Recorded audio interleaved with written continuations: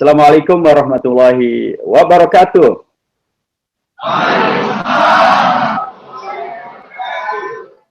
Alhamdulillah, berarti suara saya terdengar dengan jelas ya Bapak dan Ibu semuanya? Jelas. Nah, berkah daripada COVID-19, ternyata kita bisa ngobrol sekalipun berjauhan gitu. Baik, alhamdulillahirabbil alamin. Assalatu wassalamu ala qayyidina wa qudwatina sayyidina Muhammadin asyrafil anbiya'i wal mursalin wa ala alihi wa sahbihi wa man tabi'ahum bi ihsanin ila yaumiddin. Bapak dan Ibu yang saya hormati, tadi sudah pada makan siang ya? Alhamdulillah. Alhamdulillah. Mudah-mudahan tidak kekenyangan. Kalau kekenyangan nanti pada ngantuk ini. Insya Allah tidak ya. Baik, yang saya hormati sahabat saya di MPR, Bapak Dr. Haji Hermanto, yang sekaligus beliau adalah anggota Komisi 4 DPR RI yang selalu membela para petani, para nelayan, dan para pekerja di perkebunan. Yang saya hormati Bapak Haji Budiman SAG, MPD, Pembina Yayasan Mutiara Al-Quran, Minangkabau, dan seluruh keluarga besar daripada Yayasan Mutiara Al-Quran Minangkabau, yang saya hormati Bapak Firdaus Agus SE, tokoh masyarakat di Batu Sangkar, dan seluruh peserta, hadirin dan hadirat semuanya, Nini Mama, Handitolan, dan para angku, para ulama semuanya yang saya hormati. Baik, saya kira saya akan langsung saja untuk melakukan kegiatan ini dengan menyampaikan paparan yang diperlukan. Saya harus sampaikan bahwa kalau sekarang MPR bekerja sama dengan Yayasan Mutiara Al-Quran, maka itu adalah kelanjutan daripada apa yang sudah biasa dikerjakan oleh MPR, melakukan kegiatan ini dengan kerjasama dengan seluruh pihak, dengan yayasan-yayasan, dengan sekolah, dengan madrasah, dengan perguruan tinggi, dengan LSM, dengan Ormas, dengan Orpo, dengan TNI, dengan Polri, pendeknya dengan seluruh kelompok masyarakat. MPR siap bekerja sama untuk melakukan kegiatan yang sangat dipentingkan ini.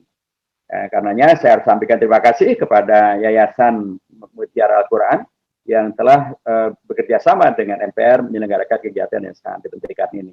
Dan kalau nanti akan ada yayasan-yayasan yang lain yang akan meminta, ya silakan saja ajukan. Mudah-mudahan nanti bisa kita atur jadwalnya dan mudah-mudahan masih kebagian waktu dan juga anggarannya. Jadi kegiatan ini berlaku bahkan juga di luar negeri, warga Indonesia yang di luar negeri pun juga mendapatkan kegiatan semacam ini karena memang mereka adalah warga Indonesia yang berhak untuk mendapatkan sosialisasi sebagaimana yang lainnya mendapatkan sosialisasi. Baik Bapak dan Ibu yang saya hormati, sosialisasi ini dikerjakan karena memang itu adalah perintah dari undang-undang. Jadi ada undang-undang tentang MPR, DPR, DPD, dan DPRD yang memerintahkan kepada kami, MPR, untuk melakukan sosialisasi ini. Dan sebagai lembaga yang melakukan peran legislasi, jadi kalau Bapak-Ibu sekalian nanti belajar di ilmu ketatanegaraan atau perpolitikan, ada yang disebut dengan trias politika. Trias politika itu negara dibagi kewenangannya dalam 3 lembaga besar. Ada eksekutif, di situ ada presiden, ada gubernur, bupati, wali kota, dan para menteri. Ada yudikatif, di situ ada penegakan hukum, yaitu para Mahkamah Agung, Mahkamah Konstitusi, Jaksa Agung, dan lain sebagainya, polisi yudisial. Dan ada yang disebut dengan legislatif. Legislatif itu adalah pembuat undang-undang. Di situ ada MPR, ada DPR, ada DPD.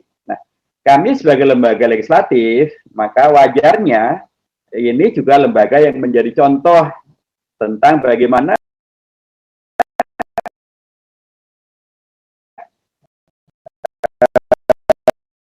undang-undang yang dibuat, dia juga yang melaksanakan. Jangan sampai kita yang buat, kita tidak melaksanakan. Itu bisa kabur gitu ya. Orang-orang yang pasti selalu merujuk pada Al-Quran dan Sunnah. Dan tentu kita tidak ingin menjadi kabromatan, dan kita tidak ingin berdosa besar. MPR tidak ingin menjadi berdosa besar karena tidak melaksanakan apa yang dia putuskan sendiri. Kami justru ingin menjadi teladan, menjadi contoh bagaimana kita yang buat undang-undang, kita juga yang melaksanakan. Kan sekarang salah satu masalah kita kan gitu ya, banyak bikin undang-undang tapi justru mereka yang bikin tapi mereka juga yang melanggar ya. Nah, kita tidak ingin. MPR inginnya adalah MPR yang buat undang-undang, ada undang-undang untuk MPR, MPR juga melaksanakan. Karena di antara undang-undang tadi undang-undang tentang MPR yang memerintahkan kepada MPR untuk melakukan sosialisasi tentang 4 pilar MPR RI ini. Nah, karenanya kegiatan kami di sini bersama dengan Dr. Hermanto adalah melaksanakan undang-undang ini karenanya legal, dilakukan dengan metode yang beragam-ragam. Ada yang seperti sekarang ini karena COVID-19 ya dilakukan secara daring gitu ya, secara virtual, atau dilakukan secara tatap muka bila itu dalam kondisi yang normal gitu ya. Tatap muka itu bisa juga dalam bentuk dialog, bisa bentuk dalam bentuk perdebatan, bisa dalam bentuk pidato, bisa dalam bentuk cerdas cermat, bisa juga dalam bentuk training of trainer untuk para orang-orang yang hebat-hebat gitu ya, atau juga dalam bentuk outbound untuk anak-anak muda kita. Nah, sekarang ini dengan Bapak Ibu sekalian di sini di Batu Sangkar, kami melakukan sosialisasi melalui daring semacam ini. Mudah-mudahan tidak akan mengurangi ya kemanfaatan daripada kegiatan ini. Nah, Bapak dan Ibu saya hormati, sudah paham kan tentang apa itu 4 pilar MPR RI? Ya, tentu secara prinsip kita paham bahwa itu adalah berarti terkait dengan Pancasila sebagai dasar negara dan ideologi negara, kemudian Undang-Undang Dasar Negara Republik Indonesia sebagai konstitusi negara, tetap MPR masih berlaku, dan kemudian juga NKRI sebagai bentuk negara, dan juga tentang Bhinneka Tunggal Ika sebagai semboyan negara. Nah, kemudian saya hormati, mengapa 4 pilar ini kemudian perlu disosialisasikan? Karena sekali lagi negara manapun pastilah akan menerangkan para warganya tentang apa negara itu, jati dirinya apa, cita-citanya apa, aturan yang mengikat bersama apa yang buat kita menjadi mempunyai kehendak untuk tetap berada dalam negara itu apa. Dan ketika kemudian kita memahami bahwa kita beragam-ragam, bagaimana menjaga agar dia tetap menjadi bagian dari yang justru memajukan negara dan tidak malah memecah negara. Ini dilakukan di mana saja. Nah, Indonesia luar biasa. Melalui lembaga MPR-nya, ini dikerjakan dengan begitu luar biasa masif ya. Tentu kita juga minta kepada, ya saya menjadi ketua MPR tahun 2004, kita sudah sampaikan kepada negara, kepada Presiden waktu itu SBY untuk terlibat secara langsung dalam melakukan sosialisasi semacam ini. Waktu saya di Swiss ya, beberapa bulan yang lalu sebelum COVID-19, kan kami berkunjung di gedung Persatuan Parlemen-Parlemen Dunia, Interparliamentary Union. Saya sampaikan tentang Indonesia dengan parlemennya, saya dari MPR, saya sampaikan tugas kami adalah melakukan sosialisasi konstitusi. Oh, mereka kaget. Ini baru ada nih satu-satunya negara yang MPR-nya atau parlemennya melakukan sosialisasi langsung tentang konstitusi negara, tentang undang-undang dasar negara kepada rakyatnya. Mereka ingin belajar dari Indonesia, mereka ingin niru dari MPR. Ya, inilah karenanya kami lakukan, karena sekali lagi Indonesia adalah negara yang sangat besar, dengan jumlah pulau lebih dari 17.000 pulau, dengan jumlah warga sekarang lebih dari 260 juta warga, dengan jumlah suku bangsanya tidak kurang dari 1.200 suku bangsa, bahasa lokalnya juga tidak kurang dari 1.600-an bahasa lokal. Gitu.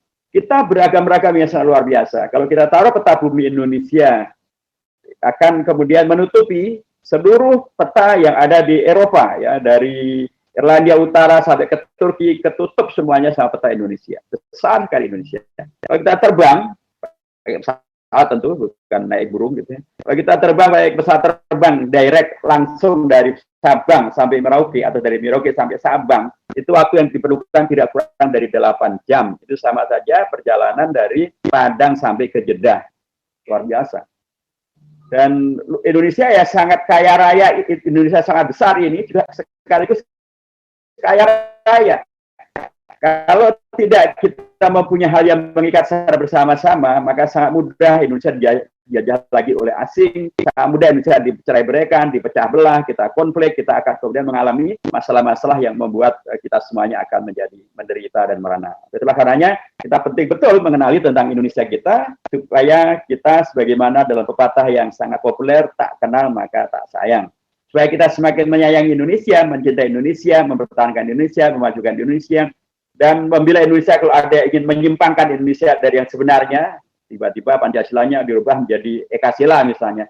Kita lah yang berada maju ke depan untuk mengkoreksi. Ketika ada yang kemudian menyalahpahami Sumatera Barat sebagai seolah-olah belum betul-betul menjadi provinsi yang mendukung negara Pancasila, ya wajar bila warga Sumatera Barat membela Sumatera Barat sebagai provinsi yang sangat-sangat dari dulu pun sangat membela Pancasila dan melaksanakan Pancasila. Jadi kita berharap semakin kita mengenali Indonesia dengan sejarahnya, dengan potensinya, dengan ideologinya, dengan konstitusinya, dengan semboyannya, dengan bentuknya yang begitu luar biasa indah ini, dan apalagi dikaitkan dengan Sumatera Barat, maka kita semakin berani maju ke depan untuk membela Indonesia, menyelamatkan Indonesia bila ada pihak yang ingin menyelewengkan Indonesia dari cita-citanya. Menyelewengkan jadi PKI, misalnya menjadi Nasakom, misalnya menjadi liberal, misalnya menjadi sekuler, misalnya menjadi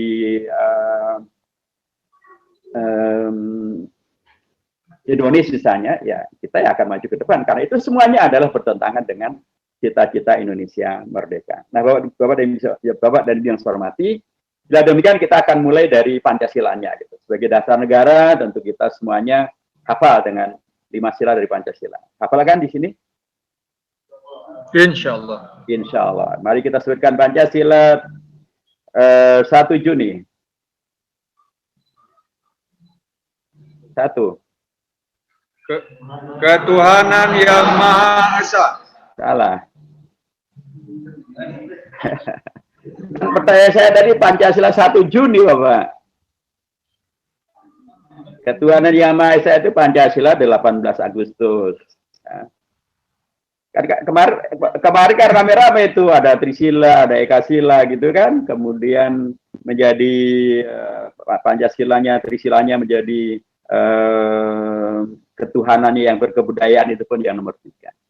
Jadi Pancasila 1 Juni adalah Pancasila yang dipidatokan oleh Bung Karno pada tanggal 1 Juni. Sila pertamanya adalah kebangsaan, kemudian internasionalisme kemanusiaan, kemudian demokrasi, dan keempatnya keadilan sosial, kelimanya ketuhanan yang berkebudayaan atau ketuhanan yang berkebudayaan. Itu 1 Juni. Nah, yang Pancasila 1 Juni tadi pasti bukan seperti yang kita hafal, ya kan? Silanya saja urutannya berbeda, isinya juga berbeda. Nah, kita kemudian menjadi menghafal Pancasila menjadi sila pertama adalah ketuhanan yang Maha Esa. Itu karena memang ada fase, ada proses yang berjalan, ya. Dulu para bapak bangsa, ibu bangsa,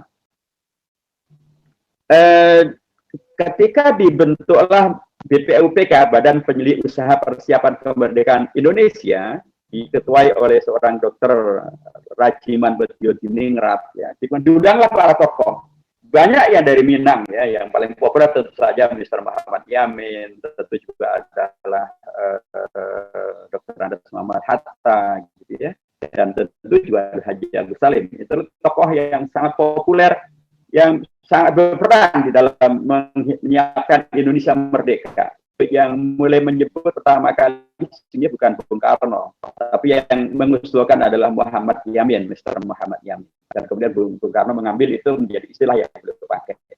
Nah, tetapi ketika dipidato oleh Bung Karno pada tanggal 1 Juni itu belum disepakati menjadi itulah dasar negara, karena memang itu masih pembahasan di BPUPK. Karena ini belum disepakati, karena tokoh-tokoh Islam yang lain nanti akan mengusulkan dasar negara itu Islam, karena Indonesia adalah mayoritas beragama Islam. Tapi yang lain mengusulkan dasarnya adalah Pancasila, karena kita adalah majemuk berkebangsaan. Nah, kemudian karenanya dibentuklah panitia kecil untuk bisa mengakurkan merdeka itu apa? Nah, kemudian dibentuklah panitia 8 dirubah menjadi panitia 9. Di situ Bung Karno menjadi ketua panitia 9. Di dalam panitia 9 menyepakati Pancasila tanggal 22 Juni. Di situ ada 3 tokoh dari Minang, ya, ada Dr. Agus Salim. Nah, kesepakatan tanggal 22 Juni itu adalah kesepakatan yang menghadirkan jalan tengah kompromi antara yang menginginkan dasar Islam dan yang menginginkan dasar kebangsaan. dan tengahnya adalah dimunculkanlah Pancasila 22 Juni. Sila pertamanya adalah sila pertama Pancasila 22 Juni yang dihadirkan melalui panitia 9. Apa? Sila pertamanya adalah ketuhanan dengan kewajiban melaksanakan atau menjalankan syariat Islam bagi pemeluk-pemeluknya. Sila kedua, ketiga, keempat, dan kelima sama dengan yang sekarang kita apa. Jadi bagian daripada yang mengakurkan, mengakrabkan, menghadirkan kompromi tentang dasar negara kita Pancasila ini. Jadi dasar negara Pancasila ini adalah kompromi kesepakatan antara begitu banyak tokoh bangsa dari latar belakang suku yang berbeda-beda, latar belakang organisasi yang berbeda-beda, ada dari partai politik nasional, ada partai Islam, dari NU, dari Muhammadiyah, ada juga dari kalangan non-muslim, itulah Mr. Aam Ramis. Mereka sepakat dengan piagam Jakarta yang di dalamnya ada Pancasila 22 Juni.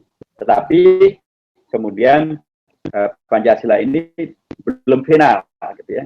Sampailah finalnya adalah pada tanggal 18 Agustus. Karena ada sebagian pihak dari Indonesia Timur yang menyatakan bahwa kata dalam sila pertama di Pancasila itu mereka merasa seolah-olah mereka tidak mendapatkan keadilan, seolah-olah mereka dikata itu tetap ada. Karenanya kemudian mereka menemui ofisir Jepang, bertemu dengan tokoh Minang, Dr. Andes Muhammad Hatta, dan kemudian Dr. Muhammad Hatta menyampaikan kepada 4 tokoh umat Islam untuk membahas itu, dan kemudian disepakatilah solusinya. Tokoh-tokoh umat Islam bersama dengan Dr. Muhammad Hatta, tokoh dari Padang, tokoh dari Minang ini, menyepakati suasana mencintai negeri ini dan menginginkan agar Indonesia tidak pecah. Kita ingin Indonesia merdeka itu supaya bersatu, supaya maju, makmur, berdaulat, ya. Tidak malah menjadi pecah. Karena ketika ada yang mengajak pecah, mereka kemudian berubah dari ketuhanan dengan kewajiban jadi ketuhanan yang Maha Esa. Ya. Dan sekalipun waktu itu di Bagus Jatikusumo, tokoh yang ditemui oleh Muhammad Hatta, Dr. Muhammad Hatta, beliau menyampaikan bahwa yang dimaksudkan yang Maha Esa adalah bukan menjadi ateis, menjadi komunis, atau menjadi munafik, mengakunya berketuhanan tapi perilakunya tidak berketuhanan yang Maha Esa, gitu. Enggak. Yang dimaksud dengan yang Maha Esa adalah tauhid. Ya, jadi ini malah menjadi dasar yang luar biasa bahwa syariah pun juga dasarnya haruslah pada tauhid. Nah, dengan cara itulah Bapak dan juga Saudara merupakan dasar negara, ideologi negara. Inilah rumusan finalnya. Adapun menjadi Pancasila 1, 2, 3, 4, dan 5 itu adalah nanti diputuskan melalui instruksi tahun 68, membuat instruksi yang menghadirkan bahwa Pancasila itu susunannya adalah demikian: 1, Tuhan Yang Maha Esa; 2, kemanusiaan dan berat; dan 3, persatuan dan 5, keadilan sosial bagi seluruh rakyat Indonesia. Nah, ketika kemudian pada era reformasi, MPR pada waktu itu masih jadi lembaga tertinggi negara, dipimpin oleh Prof. Muhammad Amin Rais, diputuskanlah piagam Jakarta yang di dalamnya ada Pancasila yang final itu tidak bisa dilakukan perubahan. Nah, jadi posisinya jelas bahwa Pancasila yang dijadikan ideologi negara, dasar negara adalah bukan Pancasila 1 Juni, bukan Pancasila 22 Juni, bukan Pancasila yang jadi dasar negara, ideologi negara yang disepakati oleh Bung Karno, yang dibuatkan dekretnya oleh Bung Karno, yang disepakati oleh MPSW 15 Agustus yang kita semuanya sudah paham.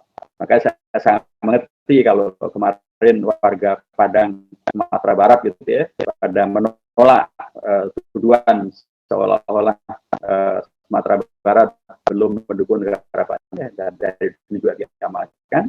Hanya saya mengerti kalau warga Minang termasuk juga bangsa Indonesia menolak RUU HIP Mengapa? Karena RUU-HIP itu memang menghadirkan Pancasila yang coreng-moreng gitu ya, karena tidak yang benar gitu. Tapi nanti di nomor 3-nya, nomor 10-nya sudah berubah, di pasal 7-nya sudah berubah, di pasal berikutnya sudah berubah. Ketuhanan tidak lagi disebutkan sebagai ketuhanan yang Maha Esa, sering hanya ketuhanan saja akan pada kemanusiaan yang berada. Itu semuanya pasti penyimpangan dari Pancasila yang final, dasar negara yang final, disepakati oleh Bung Karno, oleh Bung Hatta, oleh Haji Agus Salim, oleh Muhammad Yamin, dan oleh tokoh-tokoh bangsa yang lainnya. Dengan demikian jelas bahwa kalau kita mengenal ini dengan RUU-HIP, ya, termasuk juga menyikapi terkait dengan salah paham tentang masalah Sumatera Barat. Begitulah kita mengapa sosialisasi dilakukan agar kita kan ya mengamalkannya dengan benar dan benar, dan memang harusnya mengamalkan paling utamanya adalah pejabat negara, pemerintah atau negara, karena begitulah perintah dari pemerintah ketika menyebut tentang mengapa kita buat negara, mengapa berundang-undang dasar, adalah itu adalah perintah serta untuk menciptakan suatu negara atau suatu pemerintahan yang jadi pemerintahan itulah yang harus melaksanakan nilai-nilai ini. Karenanya MPR pun juga sosialisasi ini bukan hanya rakyat, tapi juga kepada pemerintah, kepada pemerintah pusat, pemerintah daerah, DPR, DPRD, dan seterusnya. Sekali lagi, daripada kita semuanya jelas bahwa kita perlu memahami ini semuanya agar kita semakin mencintai Indonesia dan melaksanakan dan mengamalkan nilai-nilainya. Ya, kalau kita bicara sila pertama, ketuhanan yang Maha Esa, ya sebagai bukti bahwa kita memahami dan mencintai Pancasila, dan karenanya bila kita betul-betul berketuhanan yang Maha Esa, maka ajaran agama yang mengajarkan kepada rahmatil alamin, yang wasatiyah, yang menghadirkan silaturahim, yang menghadirkan tawassul hak, kita laksanakan, termasuk akhlak mulianya, termasuk memakmurkan masjidnya, termasuk membaca Al-Qur'annya, menghafalkan Al-Qur'annya, memuliakan para ulamanya. Jangan seperti kejadian musola di vandalis ya, dicoret-moret masjid, dilempari batu. Bahkan kemarin hari ini ya malah ada yang bikin TikTok dengan melecehkan masjid dengan membuat lagu-lagu yang aneh-aneh gitu ketika beliau lagi membuat pengajian di masjid. Ini semuanya tentu tidak sesuai dengan ketuhanan yang Maha Esa. Kalau kita ketuhanan yang Maha Esa dan benar, pasangan ajaran agama dengan dan benar, akhlak kita mulia, kita suka bersilaturahim, kita suka untuk terus belajar, kita suka untuk terus sekali lagi menolak segala penyimpangan-penyimpangan, segala kemungkaran, segala kemadorotan, liberalisme, sekulerisme, apalagi jadi kalau betul-betul ketuhanan yang Maha Esa, ya pasti tidak ada tempat bagi PKI, gitu ya. Tidak ada tempat bagi komunisme, ateisme, karena komunisme, ateisme, PKI pasti bertentangan dengan Pancasila. Orang komunis mengatakan bahwa mereka menerima Pancasila, itu hanyalah kemunafikan, kebohongan belaka, karena tidak mungkin bertemu antara komunisme dengan agama. Itu istilah pertama. Istilah kedua, kemanusiaan adil dan beradab. Tentu kalau kita ini melaksanakan dengan baik dan benar, nilai yang luar biasa bagus ini, yang di dalamnya ada dua ungkapan dari bahasa Al-Quran dan bahasa Al-Hadis, yaitu keadilan, adil dan beradab, gitu ya. Pastilah kemudian kita pun berorientasi ya, kita sebagai pejabat negara atau sebagai negara pasti akan kemudian menghadirkan negara yang betul-betul manusiawi, adil dan beradab. Hukumnya juga adil, perilakunya juga beradab, aturan-aturannya pun juga berpihak kepada kemaslahatan rakyat banyak, gitu ya. Dan itulah mengapa kemudian pembahasan di DPR juga bisa sangat tajam, gitu ya, termasuk kita juga termasuk menolak RUU tentang Omnibus Law Cipta Kerja misalnya, karena itu tidak manusiawi dan tidak adil dan juga tidak memberikan keberadaban.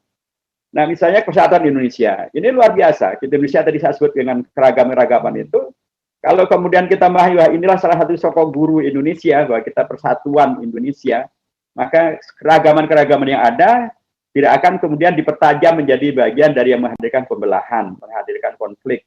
Justru kita mencari terus titik temu dari sekian banyak hal yang kemudian ya positif-positif itu untuk kemudian bisa menjaga dan melestarikan Indonesia. Para Bonifatus memberikan kepada kita contoh yang luar biasa. Tadi panitia 9, itu ya contoh yang paling konkret. Di situ ada 3 tokoh dari Minang, ada beberapa tokoh dari Jawa, ada juga tokoh dari Sulawesi gitu ya.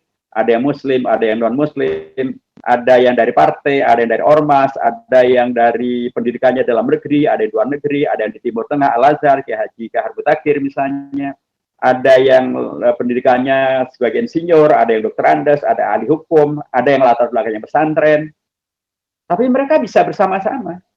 Jadi di dalamnya yang namanya Bhinneka Tunggal Ika itu betul-betul dicontohkan menjadi satu hal yang real ada sampai hari ini demikian, tetapi dia tidak menjadi faktor konflik, justru faktor yang memersatukan, menghadirkan yang terbaik, menghadirkan solusi. Keragaman-keragaman itu menjadi membawa kepada keberkahan. Itulah makna daripada semboyan Bhinneka Tunggal Ika itu tampak betul diberikan contoh yang luar biasa dari anggota panitia 9 itu. Mereka bineka, beragam-ragam sukunya. Lagi-lagi ya, sukunya beragam-ragam, organisasinya beragam-ragam, profesinya beragam-ragam, pendidikannya beragam-ragam, agamanya beragam-ragam. Tapi mereka bersatu. Itulah satu gambaran yang sangat penting untuk kita pahami kalau kita membaca tentang Pancasila dan sekaligus tentang Bhinneka Tunggal Ika. Termasuk juga Negara Kesatuan Republik Indonesia. Jadi dari begitu banyak pasal yang dirubah dalam Undang-Undang Dasar, yang saya sampaikan bahwa sebelum perubahan cita-cita reformasi itu adalah diantaranya adalah merubah Undang-Undang Dasar, amandemen terhadap Undang-Undang Dasar, itu bahasa kerennya. Tetapi dari begitu banyak pasal yang dirubah, dulu sebelum perubahan Undang-Undang Dasar, jumlah bab hanya 16 bab. Setelah dirubah sekarang menjadi 21 bab. Sebelum perubahan Undang-Undang Dasar, jumlah pasalnya adalah 37 pasal. Setelah perubahan menjadi 73 pasal. Sebelum perubahan Undang-Undang Dasar, jumlah ayatnya adalah 49 ayat. Sekarang 170 ayat. Banyak sekali yang berubah. Tetapi ada 2 yang tidak berubah. Perubahan Undang-Undang Dasar tidak berubah, dan bentuk Negara Kesatuan Republik Indonesia juga tidak mengalami perubahan. Itu dinyatakan di bab 1, pasal 1, ayat 1 Undang-Undang Dasar, dan kemudian dikunci di pasal 37 ayat 5 dari Undang-Undang Dasar. Jadi tentang NKRI kita sudah selesai. Tapi lagi-lagi NKRI ini pun juga mengingatkan tentang Bhinneka Tunggal Ika, tapi sekaligus untuk menyelamatkan Indonesia. Inilah contoh yang luar biasa yang diberikan oleh para bapak bangsa dari Minang dan dari tempat-tempat yang lain. Saya melupakan NKRI. Jadi kita ke Indonesia Merdeka itu memang untuk menjadi NKRI. Itulah kemudian disepakati oleh bapak bangsa, ibu bangsa, ya, pada tanggal 18 Agustus tahun 1945. Mereka menyepakati bahwa negara yang akan kita dirikan itu bukanlah negara monarki, basisnya sistem kerajaan misalnya, bukan juga negara federal seperti Amerika Serikat misalnya, tapi adalah negara republik. Nah, negara republik ini adalah negara yang berdasarkan kepada kesatuan. Dalam konteks Indonesia, negara republik ini basisnya adalah kesatuan. Karenanya dikatakan NKRI adalah bentuk negara untuk Indonesia. Jadi Indonesia Indonesia adalah negara kesatuan, negara republik berbentuk kesatuan.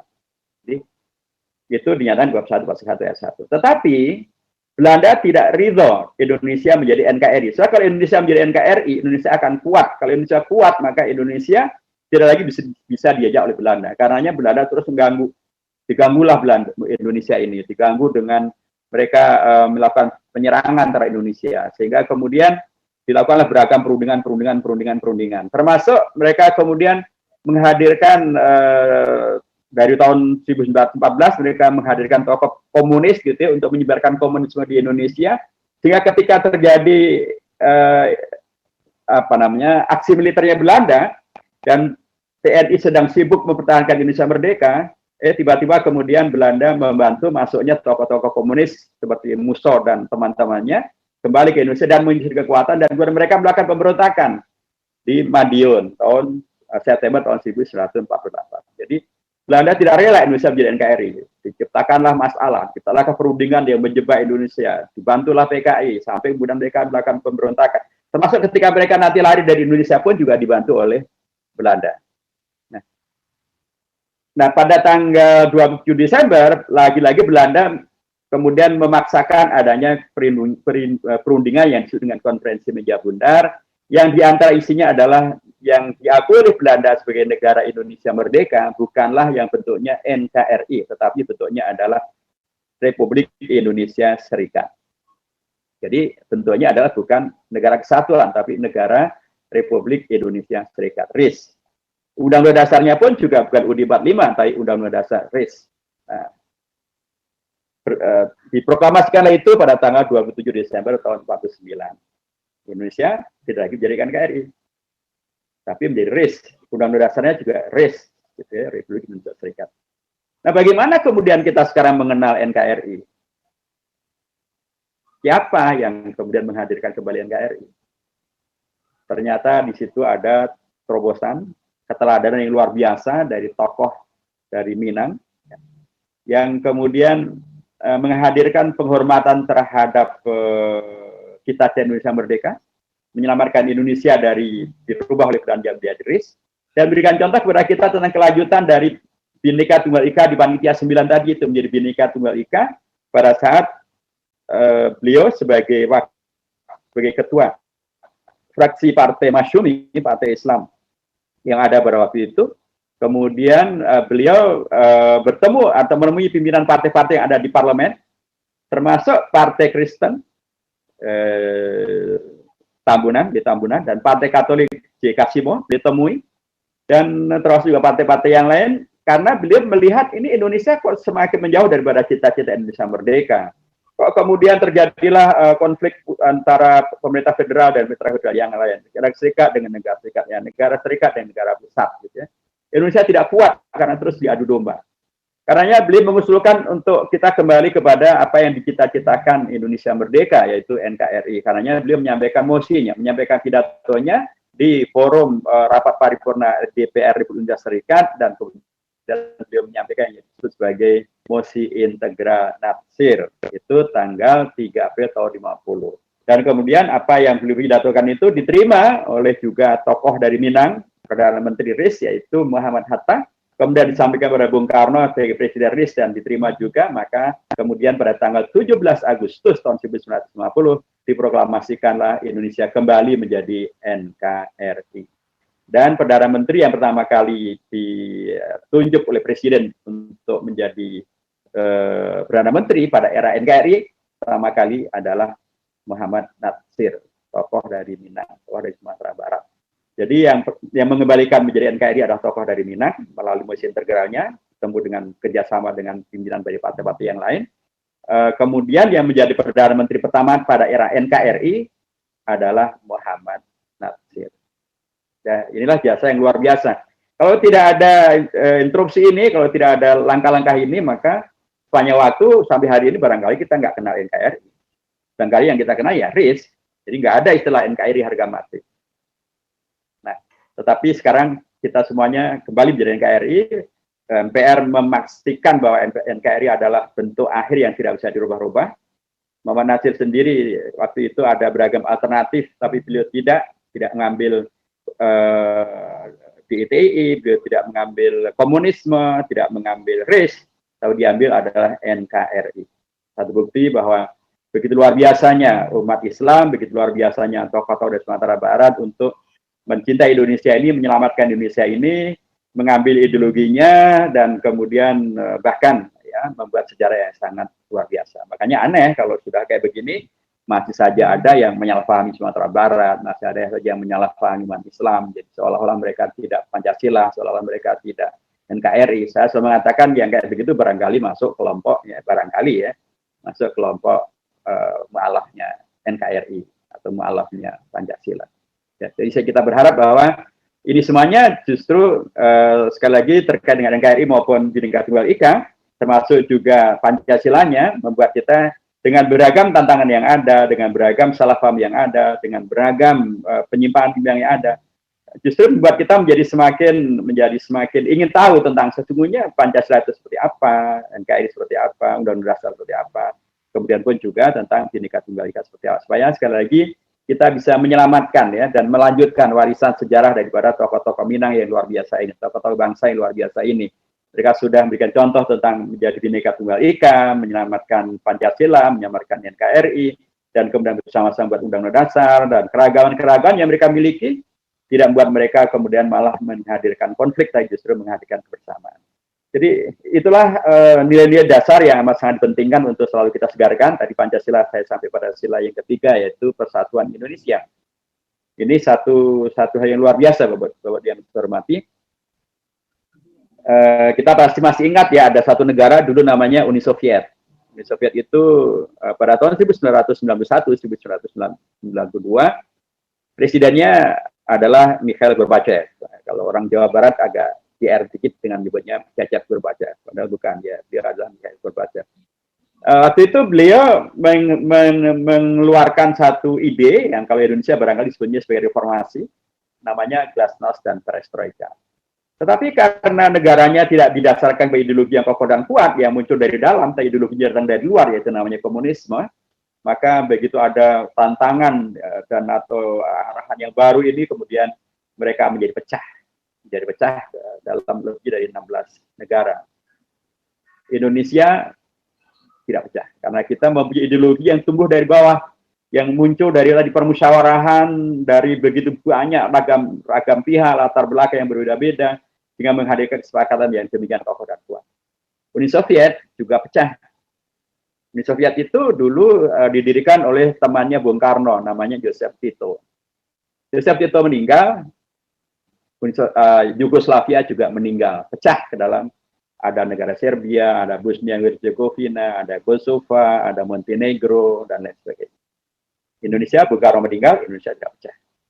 Mengapa? Karena Indonesia mempunyai ideologi yang menyatukan kita semuanya, Persatuan Indonesia, NKRI, yang semuanya itu adalah Pancasila, kemudian Bhinneka Tunggal Ika. Semua itu tumbuh dari sejarah bangsa sendiri, tumbuh melalui kesepakatan, tumbuh melalui dialog, tumbuh melalui perdebatan, dan kemudian dikompromikan, dan jadilah itu adalah suatu ideologi yang menguatkan kita. Termasuk Indonesia diselamatkan oleh Allah ya, dari penjajahan dan dari baliknya penjajah Belanda maupun juga kudeta dari Partai Komunis, karena juga diyakini bahwa kemerdekaan di Indonesia itu juga di situ ada campur tangan Allah Subhanahu Wa Taala. Karena para founding fathers yang panitia 9 itu meyakini betul bahwa Indonesia merdeka itu bukan sepenuhnya karena perjuangan dari masyarakat yang hanya punya bambu runcing pada waktu itu, tapi disepakati di alinea ketiga dengan Undang-Undang Dasar atas berkat rahmat Allah yang Maha Kuasa dan didorongkan oleh keinginan yang luhur supaya kehidupan berkebangsaan ini bebas, maka rakyat Indonesia menyatakan dengan kemerdekaan. Jadi karena ada keyakinan beragama yang kuat gitu ya, dan kemudian dijawantahkan menjadi ketuhanan yang Maha Esa, di pasal 29 disebutkan ketuhanan yang Maha Esa itu adalah negara berdasarkan pada ketuhanan yang Maha Esa, dan diyakini bahwa kemerdekaan itu adalah selain hasil perjuangan, tapi di situ juga ada berkat rahmat Allah yang Maha Kuasa. Inilah yang kemudian buat Indonesia juga bisa tetap terjaga. Indonesia pecah, Indonesia tidak pecah. Yugoslavia pecah, Indonesia tidak pecah. Ketika PKI melakukan pemberontakan di tahun 65, itu banyak orang kaget kok bisa PKI gagal gitu. Karena PKI adalah partai komunis terbesar di luar Uni Soviet dan di luar China. Anggotanya sudah 20 jutaan orang gitu. Pada waktu itu dahsyat sekali. Bahkan ketua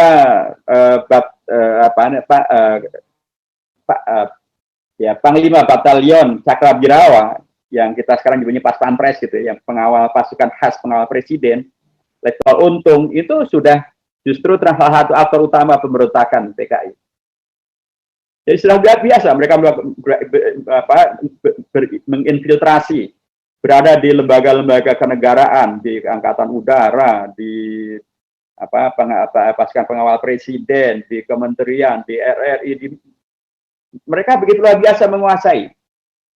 Tapi ternyata mereka bisa dikalahkan, bisa digagalkan karena kesatuan bangsa Indonesia, umat Islam, TNI, dan ideologi yang mereka miliki, dan kemudian mereka bisa sama-sama menyelamatkan Indonesia. Nah, kemudian yang saya hormati, dengan semangat inilah kita ingin sosialisasi ini membuat kita menjadi semakin mengenal Indonesia, karenanya semakin mencintai Indonesia, semakin merealisasikan kesepakatan dan nilai-nilai yang ada dalam Pancasila, Undang-Undang Dasar, dan NKRI dan Bhinneka Tunggal Ika, sehingga dengan demikian maka kita semakin bisa merealisasikan tujuan Indonesia merdeka, supaya kita semuanya bisa berkontribusi menghadirkan Indonesia dan warga Indonesia yang baik dan benar dan kokoh dan kuat, tapi juga sekali bisa mengkoreksi bila ada pihak-pihak ingin menyimpangkan Indonesia dari tujuan sebenarnya, membawanya menjadi komunis, membawanya menjadi Trisila, Ekasila, membawanya menjadi liberalis, membawanya menjadi teroris, membawanya menjadi sekuleris. Enggak, kita semuanya akan koreksi untuk kembali kepada cita-cita Indonesia merdeka.